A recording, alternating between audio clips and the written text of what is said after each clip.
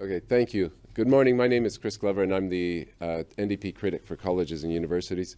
We organized this press conference because we've been hearing from students across the province that they're getting their OSAP assessments, and they aren't getting what they had been told even just a few weeks ago what they were going to get. And now a lot of them are wondering about how they're actually going to afford to pay for their post-secondary education. So what we're really seeing, though, is the government, the Ford government, cut $700 million in post-secondary funding in their budget, and now we're seeing the rollout. And we're getting stories from students across the province. We have 3 of them who are going to speak here today. I just want to read one story from one student that we received.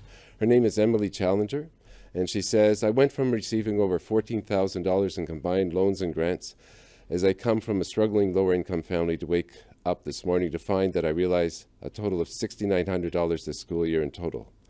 This is just enough to cover my tuition, but none of my living costs at all.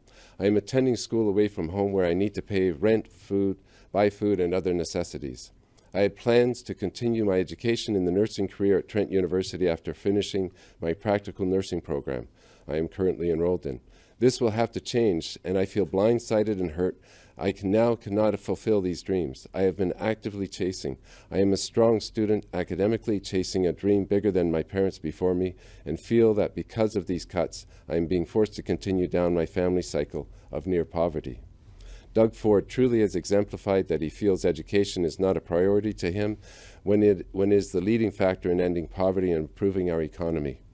This change will prove to be detrimental to the future of Ontario, and I and so many other students across Ontario will be reaping the consequences of his selfish actions now for years to come.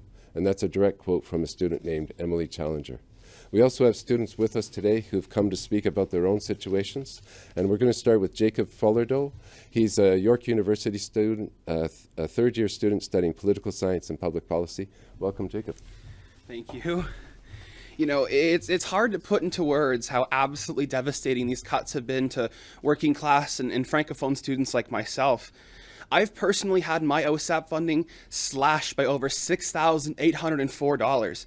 And it's really hard to describe how unbelievably crushing it is to hear that you're not going to have enough to cover your tuition. And that's before you even have time to think about rent, your transit pass, or your utilities. It's difficult. These cuts have left me short over $12,000 next year. And that's money I don't know where I'm going to find. You know, it's hard to focus on attending lecture and studying and paying attention to school when you're more worried about how am I going to pay for tuition next semester, and when I go to the bookstore to buy my books, is my credit card going to get declined? You know, it keeps me up at night knowing the fact that I'm only 20 years old and I already owe thousands of dollars in student loans. My entire life is being put on hold because of these cuts. I've had to take classes I don't want to take because I need to fit my schedule in 2 days so that I can manage to work full time, so that maybe, just maybe, I can make ends meet. I know the value of a good education, and these cuts are getting in the way of my future and my education. It's hard to put this into words. It's hard to describe how it feels that you're not going to even make ends meet next year. These cuts are unfair, they're cruel, and they need to be reversed so that working class, Francophone, and all kinds of students across this province can reach and use their student cards and not their credit cards when they're attending class. So, thank you. Jacob, could you just describe also the situation for you about what the courses you're picking next year? Yeah, so last year I was taking all kinds of courses I wanted to take, a lot of courses that are interesting in political science and public policy, but this year there's certain courses I can't take, like one course about Aboriginal politics in Canada and stuff like that, because I gotta fit my courses on a Tuesday and Wednesday so I can be available as much as I can at my job. And it's, like a little bit difficult when you gotta make these really rough decisions between school and work and all kinds of stuff. That's great. Thank you very much, Jacob. Okay. Our next speaker is Caitlin Janescu. She's a Brock University student, second year, and she's studying concurrent education. Caitlin. My name is Caitlin Janescu. I am a second-year concurrent education student at Brock University. Last year, with a 2-income household, I received an OSAP grant of $2,020 and a loan of $602. This year, my estimate from both the official estimators said I would be getting around $3,000. While an estimate is not a locked-in number, one would assume that the final numbers would be somewhere in that ballpark. This past Wednesday morning, I woke up to find out the loan I've been offered this year is $457. The key word here is loan, no grant. For perspective, a parking pass at Brock costs $600 and I am receiving under $500. This is an 85% drop from what my estimation said, and a cut of $2,165 from what I received last year. I just kept thinking to myself that this had to be a mistake. This severe drop in financial aid is crushing for my family as well as so many families in this province. Now, as a one-income family living paycheck to paycheck due to healthcare cuts in this province, I am left unsure and scared as to how I will make up the rest of my tuition. This year, in order to save money, I decided to return home and commute the 30 minutes it takes to get to Brock. I started a TFSA in order to buy a car and get to and from school, and now that money must be moved to my tuition. So while I might be able to put together just enough money to pay for my tuition, I do not know how I will be getting to and from. At my current employment, I cannot work more than 24 hours a week, and even that is not fully guaranteed. I've applied for several other positions this summer and not heard back from any. At this point, I have put out more applications in the hopes of anything, and I'm picking up shifts in as frequent numbers as possible, including overnight shifts, because at this point, every single dollar counts. I am like the rest of students in this country who are now left 2 months before tuition is due, scrambling to figure out how they're going to pay the rest of it. I need to be concentrating on my program and not be concentrating on how much longer I'm going to be able to remain in it because of a lack of funding. OSAP is supposed to be the safety net students need in order for success. We, the students, are looking for a hand up from the government, not a handout. Putting ourselves and our families in serious debt is not a choice that should be made in order to follow our dreams. This price of tuition is a large hole that students are being dropped in, and unless the provincial government reevaluates and sees the importance in investing in today's youth, we will be buried down to a point of no return. Thank you very much. Okay, and our final student speaking this morning is Daniel Mutton. He's a second-year auto mechanic student from Niagara College. Daniel? Thank you. Hi, I'm currently a second-year student in the automotive program at Niagara College. I'm here today to discuss my experience I've had with OSAP and the effects the recent cuts have had on my life. I have several obstacles in life. Identifying as gay and having severe depression and anxiety are a few to start. Day-to-day life as it is now is hard enough, but when I woke up last week and saw what was happening in the news, I knew that this was another roadblock. Just like thousands of other students, I will not be able to afford the final few terms of my program. I have several goals in life, hoping to become a very trustworthy mechanic, maybe even open up my own shop. A lot of these goals can only come after you complete your education. My fall and winter tuition fees will now have to be paid back in installments. I will now have to figure out new ways to take some of that stress off of my back. I have been fortunate enough to be able to live down in Niagara Falls this past year and be able to easily walk over to school on time. But unfortunately, with the recent cuts to my OSAP, I will not only now have to look for ways to afford my tuition, but now I'll have to commute an hour and a half each way to get to class. I firmly believe that education should be a right and not a privilege that can be taken away at the whim of a government. And I know that myself and thousands of other students are in the same or worse of a situation than I am. And today I stand in solidarity with my fellow students. Thank you. Thank you. Thank you very much, Daniel. Thank you, Caitlin and Jacob as well. I think, I just want to echo that last statement that Daniel said.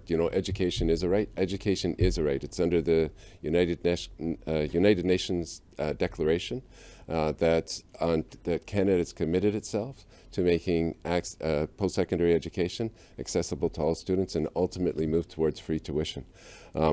And instead, we're going in the exact opposite direction, and the direction that this government is taking is making it very, very difficult for students even to continue with their education. So we'll open the floor to questions. Chris, I'll just start with you.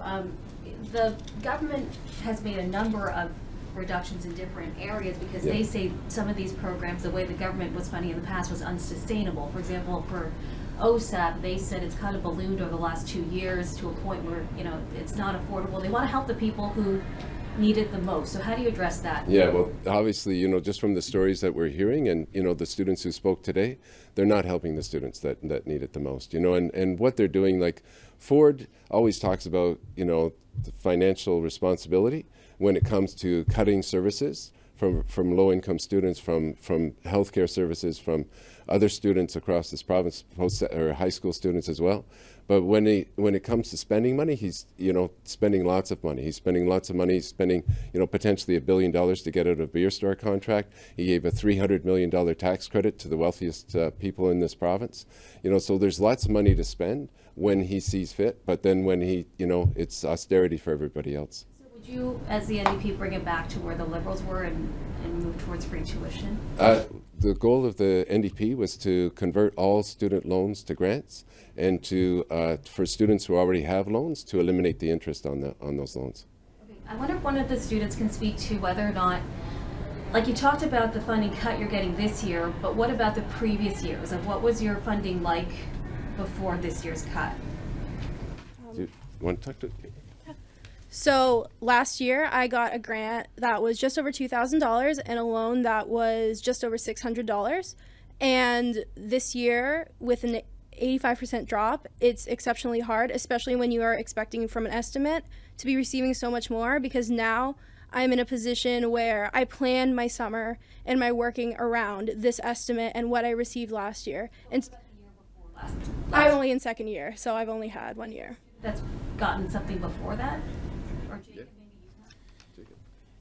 Yeah, so I am in my third year, and like I mentioned in my statement, I did qualify for the quote-unquote free tuition that was given in the last 2 years. But as I kind of pointed out, is that I was still short on living expenses last year and the year before that. It's still it just covered my tuition, but even then, it didn't actually cover the section for tuition didn't cover necessarily all of my tuition. My tuition was still a bit higher, because I believe it didn't anywhere near covering all my expenses. It only covered a good chunk of them. I mean, it was this year, is like I said, I've gotten half as much as I did last year, but it's Year one, you were getting an amount. Year two, it went up significantly, right? And then year no, three, I believe that the first and second year I got roughly the same amount of money, and this year I have the really sharp decline in my funding.